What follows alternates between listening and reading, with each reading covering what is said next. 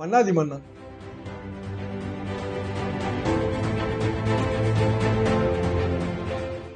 ஏற்கனவே பழைய அத்தியாயங்களிலே மத்திய அரசோடு மாநில அரசு எத்தகைய உறவுகளை வைத்திருக்க வேண்டும், அது எம்ஜிஆர் காலத்திலே எப்படி இருந்தது, இது பற்றியெல்லாம் பேசி வந்தோம்.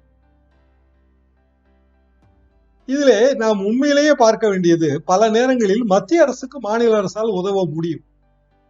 எம்ஜிஆர் காலத்திலே நடந்த ஒரு சம்பவம் அதற்கு அத்தாட்சி. ஏற்கனவே நான் கூறியிருக்கிறேன், ஈழத்தமிழர் விடுதலை இயக்கங்களோடு எம்ஜிஆர் ஓரளவுக்கு தொடர்பும் ஒரு மானசீகமான உறவும் வைத்திருந்தார். நகர்வுகள் எல்லாமே அவருக்கு தெரியும். ஈழத்தமிழர் விடுதலை இயக்க நகர்வுகள் தெரியும். 1983 காலகட்டத்திலிருந்தே அப்படியான ஒரு நிலைப்பாட்டிலே தமிழக முதல்வர் இருந்தார். நேரடியாக பலரோடு அவர் தொடர்பு வைத்திருந்தார். அது பிரதமர் இந்திரா காந்திக்கு ஒரு இக்கட்டான நேரத்திலே உதவியது. 1984 மே மாதம் 10ஆம் தேதி, நான் பத்திரிகையாளனாகி ஒரு 4 வருடம், பெரிய பரபரப்பான ஒரு அதிர்ச்சி செய்தி தமிழ்நாட்டையே உலுக்கியது. யாழ்ப்பாணத்திலே அமெரிக்க தம்பதிகள், அவர்கள் பெயர் ஸ்டான்லி ஆலன், மேரி எலிசபெத், இருவருக்கும் திருமணமாகி சில மாதங்கள் தான், ஓரிரு மாதங்கள் தான். அவர்கள் யாழ்ப்பாணத்திலே யுஎஸ் எய்டு என்று சொல்வார்கள், அதாவது சர்வதேசத்திலே அமெரிக்கா செய்கின்ற சில உதவி பணிகள், அவற்றை கவனித்துக் கொள்வதற்காக இவர்கள் நியமிக்கப்பட்டிருந்தார்கள். பொதுவாக இப்படியான நியமனங்களை சிஏஏ நியமனம் என்று சொல்லிவிடுவது ஒரு மரபாகவும் இருந்தது. தமிழ்நாட்டிலும் அப்படியான ஒரு உணர்வெல்லாம் உண்டு. அடிக்கடி அமெரிக்கன் கான்சுலேட் சென்று வந்தால், ஒரு பத்திரிகையாளனாகவே சென்று வந்தால், அது சிஏஏ உளவாளி என்று முத்திரை குத்தி விடுவார்கள். அந்த காலகட்டத்தில் இங்கு அமெரிக்கன் கான்சுலேட்டில் நடராஜன் என்று ஒரு நண்பர், அவர் இந்து பத்திரிகையெல்லாம் பணியாற்றியவர், அவர் அடிக்கடி இதை சொல்லுவார். நான் அவரை பார்ப்பதற்காக அங்கு செல்வேன். அப்போது இது உடனே சிஏ முத்திரை விழுந்து விடும் என்றெல்லாம் சொல்வார். அமெரிக்க அரசின் வாஷிங்டன் டெஸ்கோடு எனக்கு தொடர்பெல்லாம் இருந்தது. அந்த காலகட்டத்தில் ஒரு 10 ஆண்டு காம்ப்ளிமெண்டரி விசா எல்லாம் கொடுத்திருந்தார்கள். எதற்காக நான் சொல்கிறேன் என்றால், அப்படியான ஒரு முத்திரை ஆலன் அவர்களுக்கு விழுந்தது. ஆலன் அவர்களுக்கு அவரது மனைவியா இருக்கும். ஆனால் அவர் ஒரு நீர்வள நிபுணர். இதில் பல இயக்கங்கள் ஈழ விடுதலைக்காக இயங்கி வந்த காலகட்டம். அதற்கு பிறகு அது விடுதலை புலிகள் என்கிற ஒற்றை இயக்கமாக மாறியது. அந்த இயக்கங்களில் முக்கியமானது இபிஆர்எல்எஃப். அதன் தலைவர் பத்மநாபா தான் 1989 இங்கு படுகொலை செய்யப்பட்டவர். கலைஞர் முதல்வராக இருந்தபோது சென்னையிலே அவரும் இன்னும் பலரும் படுகொலை செய்யப்பட்டு, விடுதலை புலிகள் கடற்கரை வழியாக தப்பி சென்று அது பெரிய பிரச்சனையாக மாறியது.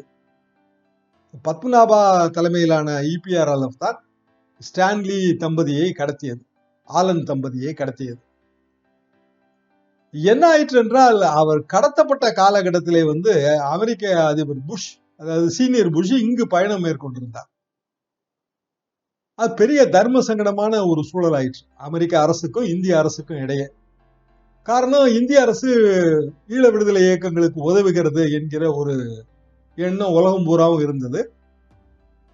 எம்ஜிஆர் அதிலே பெரிய தர்ம சங்கடப்பட்டு போனார். காரணம், இந்திரா காந்தி அம்மையார் நீங்கள் சொல்லித்தானே இதெல்லாம் செய்தோம் என்கிற ரீதியிலே எம்ஜிஆரோடு கொஞ்சம் வருத்தப்பட்டார்.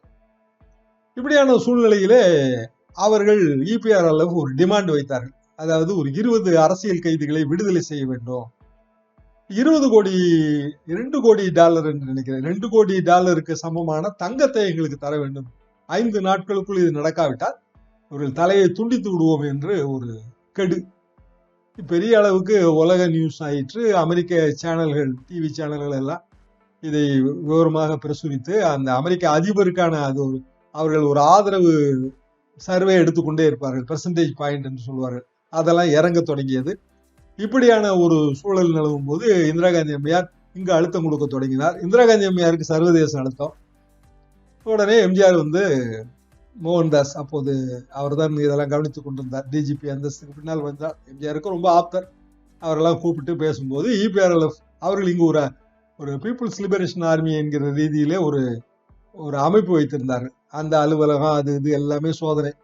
இதில் ஒரு விஷயத்தை குறிப்பிட்டாக வேண்டும். அந்த காலகட்டத்தில் உளவுத்துறைகள் எப்போதுமே பத்திரிகையாளர்களோடு நெருங்கிய தொடர்பு வைத்திருப்பார்கள்.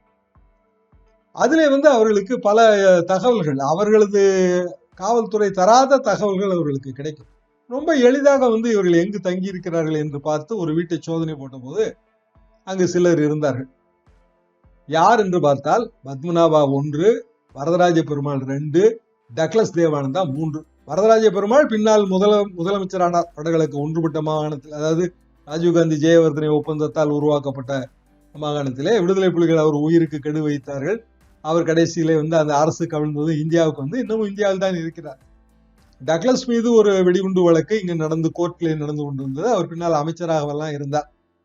இந்த மூவரும் பிடிபட்டவுடன் எம்ஜிஆருக்கு தகவல், மூவரும் பிடிபட்டிருக்கிறார்கள், ஸ்டேஷனில் வைத்து விசாரித்தால் உண்மை வந்துவிடும் என்று வழக்கமான போலீஸ் பாணியிலே சொன்னவுடன் எம்ஜிஆர் அவர் அந்த உளவியல் அவருடைய உளவியலே வேறு.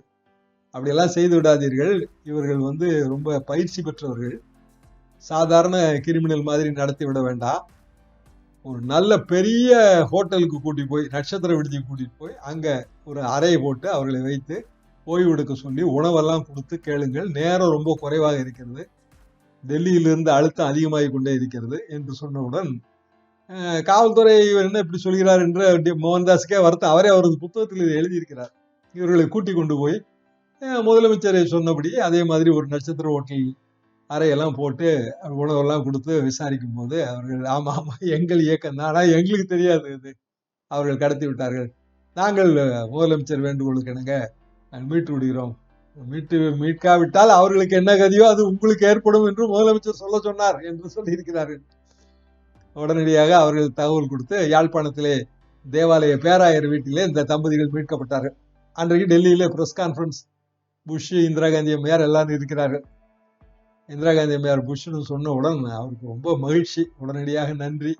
அதற்கு பிறகு வாஷிங்டனிலே அவர்கள் வெளியுறவுத்துறையை சேர்ந்தவர்கள், அமெரிக்க வெளியுறவுத்துறையை சேர்ந்தவர்கள், முதலமைச்சர் எம்ஜிஆர் அவர்களுக்கு தனிப்பட்ட முறையில் நன்றி தெரிவிக்கிறோம் என்று சொல்லி அதெல்லாம் அங்கு பெரிய அளவுக்கு செய்திகளாக மாறியது. அன்றைக்கு இருந்த அமெரிக்க அதிபர் மாளிகையில் இருந்தவர்களும் தனித்தனியாக நன்றி தெரிவித்து, இதிலே மத்திய அரசுக்கு ஏற்பட்ட அந்த ராஜரீக நெருக்கடியையும் சாமர்த்தியமாக கையாண்டு தீர்த்தார். இங்கு பிடிபட்டவுடன் கூட அவர் அந்த உளவியல் ரீதியாக அவர்களை அணுகி மிக எளிதாக அடுத்த அரை மணி நேரத்திலே தகவலை வாங்கி விட்டார்கள். இல்லை என்றால் வழக்கமான போலீஸ் விசாரணை நடத்தினால் ஒரு நாள் 2 நாள் ஆகும். தகவல் கொடுப்பார்களா என்று வேறு தெரியாது. அது வரைக்கும் எவ்வளவு பெரிய நெருக்கடி ஏற்பட்டுவிடும், சர்வதேச நெருக்கடி. இப்படியான ஒரு அணுகுமுறை அவரிடம் இருந்தது. எம்ஜிஆர் அவர்களிடம் இருந்த அந்த அணுகுமுறையால் தான் அவர் டெல்லியோடு அந்த இணக்கத்தை பேண முடிந்தது. சில நேரங்களில் டெல்லியோடு முரண்படவும் முடிந்தது, தைரியமாக முரண்பட முடிந்தது. இன்றைக்கெல்லாம் நாம் பார்த்தால் டெல்லிக்கு பயந்து போய் தான் இங்கு இருக்கிறார்கள். அதாவது மன்னாதி மன்னன் எம்ஜிஆரை பற்றி பேசும்போது அவரது கட்சியை பற்றியும் நாம் பேச வேண்டியது இருக்கிறது. டெல்லி ஏதாவது ஒரு வகையில் நமக்கு உதவி செய்ய முடியாதா என்றுதான் எடப்பாடி பழனிசாமி அவர்கள் டெல்லிக்கு காவடி தூக்குகிறார். அங்கு அது நோஸ்கட் விழுகிறது. பிரதமர் இவரை கண்டுகொள்ள மறுக்கிறார். கடைசியிலே ஜனாதிபதி, பழைய ஜனாதிபதி பிரிவு விசார விழாவுக்கு போனவர் புதிய ஜனாதிபதி பதவியேற்பிலே கலந்து கொள்ளாமல் இங்கு திரும்புகிறார். ஏன் இந்த நிலைமை? ஏனென்றால் இவர்களுக்கு அந்த ஆளுமை இல்லை. ஆளுமை இல்லாமல் தாங்கள் பெரிய உயரத்திற்கு போய்விட்டதாக நினைக்கும் போது இப்படி இடறி விழுவதுதான் நடக்கும். வரலாறு பல பாடங்களை தலைவர்களுக்கு கற்றுத் தருகிறது. ஆனால் தலைவர்கள் அதை கற்றுக்கொள்ள மறுக்கிறார்கள். அதுதான் இதில் சிக்கல். எம்ஜிஆர் மாதிரியான தலைவர், அவர் ஒரு மாபெரும் தலைவர். ஆனால் அவர் பிழை செய்தாலும் அந்த பிழையை திருத்திக் கொள்கின்ற அந்த மனோபக்குவம் பெற்றவர். எனவேதான் அவரால் அந்த அளவுக்கு டெல்லியிலும் சரி, அமெரிக்க நாட்டில் இருந்தே நன்றி கடிதம் வாங்க முடிகிறது என்றால் அவரை பற்றி எந்த அளவுக்கு நாம் வியந்து பாராட்ட வேண்டும். அவர் வளர்த்த கட்சியிலே இன்றைக்கு இந்த நிலைமையிலே இருக்கிறதே இது என்று நினைக்கும் போது மிகப்பெரிய வருத்தம் தான் வருகிறது. நான் மன்னாதி மன்னன் தொடரை ஆரம்பிக்கும் போது நடப்பு நிகழ்ச்சிகளை எல்லாம் குறிப்பிட வேண்டாம் என்றுதான் நினைப்பேன். ஆனால் நடப்பு நிகழ்ச்சிகள் பல பழைய விஷயங்களை நமக்கு நினைவுபடுத்துகின்றன. ஆக எப்பேற்பட்ட ஒரு கட்சி, அந்த கட்சி இப்போது இப்படி இருக்கிறது என்று நினைக்கும் போது ரொம்ப வருத்தமாகவும் இருக்கிறது. அதை பதிவு செய்தே ஆக வேண்டும். இப்படியாக எம்ஜிஆர் ஆட்சியிலே நடந்த பழைய சம்பவம் இந்த நிகழ்ச்சியிலே நான் நினைவுபடுத்துகிறேன் உங்களுக்கு. டெல்லியோடு வைத்திருக்கிற உறவு என்றில்லை, எம்ஜிஆர் அவரது உட்கட்சியிலே வைத்திருந்த அந்த பேலன்சிங் அதுவுமே இன்றைக்கு இல்லை என்றுதான் ஆகிவிட்டது. எடப்பாடி பழனிசாமி அவர்களும் ஓ பன்னீர்செல்வம் அவர்களும் இந்த அளவுக்கு அவர்கள் ஒருவர் சகோதர யுத்தம் செய்து பாயிண்ட் ஆஃப் நோ ரிட்டர்ன் என்கிற இடத்திலே இருக்கிறார்கள். டெல்லி இனிமேல் எந்த அளவுக்கு பஞ்சாயத்து செய்து வைத்தாலும் அவரவர் நிலைப்பாட்டிலிருந்து விலக முடியாது என்கிற ஒரு கௌரவ பிரச்சனைகள் போய் சிக்குகிறார்கள். ஆனால் இதே எம்ஜிஆர் அவர்கள் 1986, அதாவது 21/10/86 ஒரு பெரிய அதிர்ச்சி வைத்தியம் கொடுத்தார். அதாவது அவருக்கு கட்டுப்படாமலேயே பல அமைச்சர்கள் செயல்பட்டார்கள். அதுல முக்கியமானவர்கள் வந்து ஆரம்பி, திருநாவுக்கரசர், இவர்களுக்கு ஒரு பெரிய வைத்தியம் கொடுத்தார். ராகவானந்தம், அரங்கநாயகம், நல்லுசாமி, ஹண்டே, கோவேந்தன், கோமதி சீனிவாசன், விஜயலட்சுமி பழனியப்பன், ஆரம்பி ஆகிய யூசுப் 10 அமைச்சர்கள் ஒரே நேரத்திலே வந்து வீட்டுக்கு அனுப்பப்பட்டார்கள். 21/10/86 உட்கட்சியில் இருந்த 2 அணிகளுக்கும் பெரிய அதிர்ச்சி. ஆரம்பி அணிக்கும் அதிர்ச்சி, ஜெயலலிதா அணிக்கும் அதிர்ச்சி. அப்போது ஜெயலலிதா அணியிலே வந்து சேலகண்ணன் அவர் தான் எம்பி. இப்படி வந்து எம்ஜிஆர் உட்கட்சியையும் பேலன்ஸ் செய்து அதை எப்படி தனக்கு சாதகமாகவும் அதே நேரத்தில் தன் தலைமையை மீறி போய்விடாமலும் பார்த்துக் கொள்வார். அரசியல் என்பது 2 இடத்திலும் செய்ய வேண்டும். நமது கட்சிக்குள்ளும் நாம் அரசியல் செய்ய வேண்டும், கட்சிக்கு வெளியேயும் அரசியல் செய்ய வேண்டும். அப்படியான அந்த கலையை தெரிந்தவர்கள் தான், நாடாளும் கலையை தெரிந்தவர்கள் தான் நாடோடி மன்னர்களாக இருக்க முடியுமே தவிர, நாடாளும் கலை தெரியாமல் இருந்தால் இவர்கள் நாடோடிகளாகத்தான் தெரிய வேண்டும் என்றுதான் நான் நினைக்கிறேன்.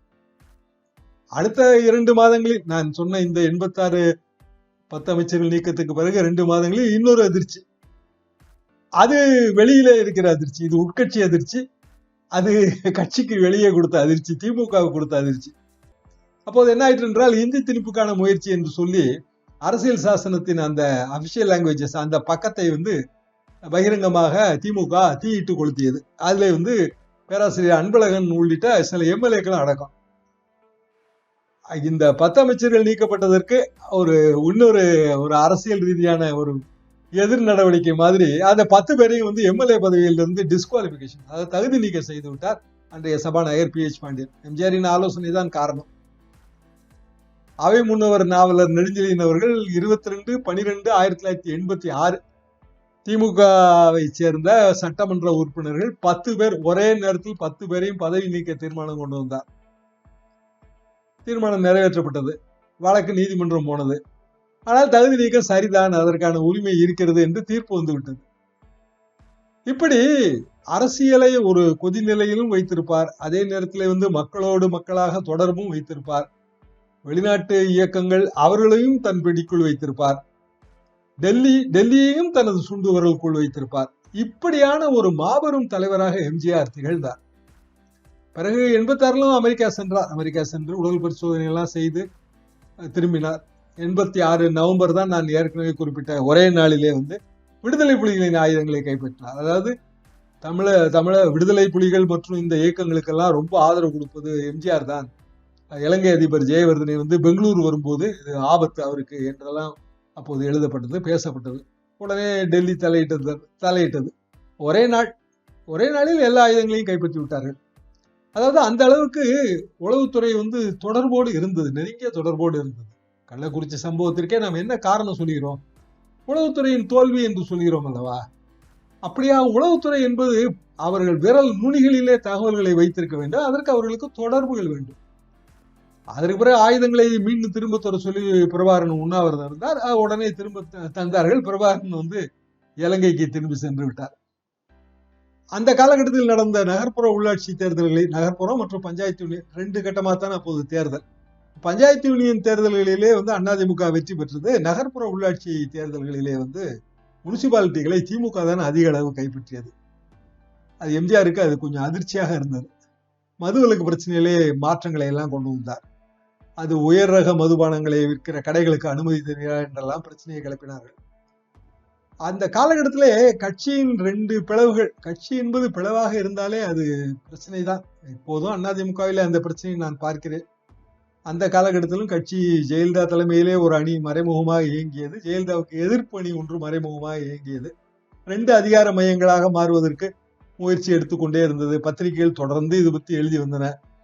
இந்த மாதிரியான ஒரு சூழல் 87 தான் அந்த வன்னியர் இடஒதுக்கீடு பிரச்சனை. அதுதான் நான் சந்தித்ததிலேயே மிக பிரம்மாண்டமான பிரச்சனை. சாலை மறியல் போராட்டம். அதுக்கு முன்னதாகவே பல போராட்டங்கள் நடந்து கொண்டே இருந்தன. செப்டம்பர் மாதம் 87 தான் அந்த சாலை மறியல் போராட்டம் பெரிய அளவுக்கு வந்தது.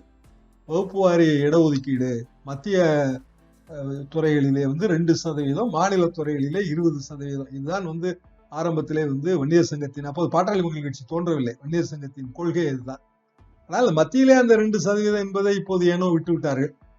17/9/1987 இதுதான் அந்த போராட்டம், சாலை மறியல் போராட்டம் தொடங்கிய நாள். அதற்கு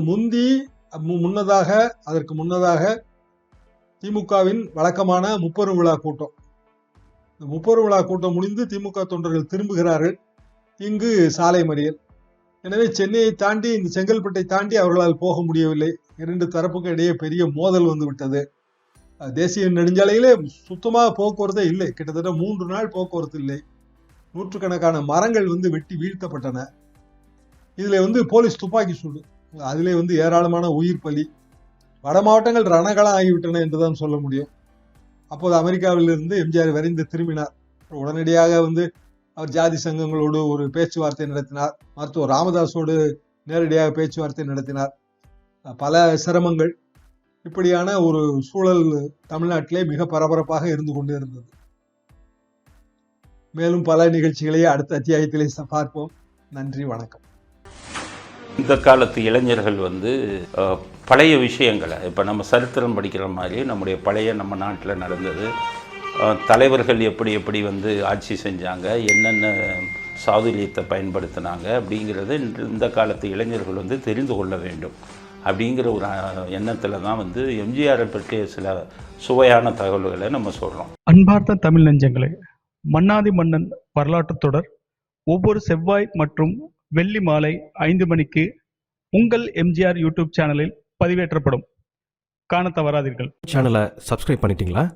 பண்ணலனா மறக்காம சப்ஸ்கிரைப் பண்ணுங்க. சப்ஸ்கிரைப் பட்டனையும் பெல் ஐக்கானையும் உடனடியாக கிளிக் பண்ணுங்க.